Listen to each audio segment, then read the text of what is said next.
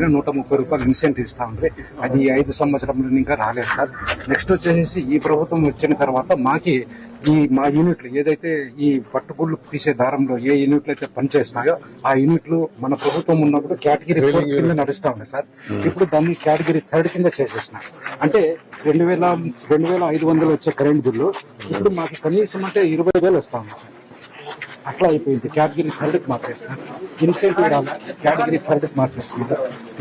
Next మాకు ఖరీదు చేసే యూనిట్ల పైన దారం తీసి మేము అమ్మి మా జీవనోపాధి గడుపుకుంటున్నాం సార్. మా హిందూపురం మార్కెట్ లో కనీసం అంటే 350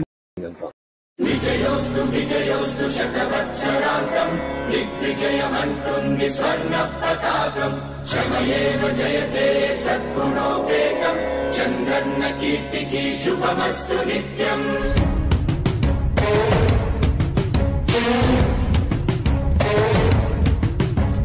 విజయోస్తు శతవత్సరాంతం దిగ్విజయమంటుంది స్వర్ణ పతాకం ఎగిరింది మన పసుపు జెండా కష్టాల కన్నీళ్లు తని చేరకుండా నిలిచింది ఈ తెలుగు జెండా నవ్యాంధ్ర నిర్మాత చంద్రన్న అండ రైతు కుల బాంధవుడు శ్రామికుల సేవకుడు చంద్రన్న నాయకుడు వచ్చాడు అడుగో శ్రీజనుల రక్షకుడు స్వర్ణాంధ్ర సాధకుడు చంద్రన్న నాయకుడు వచ్చాడు అడుగో.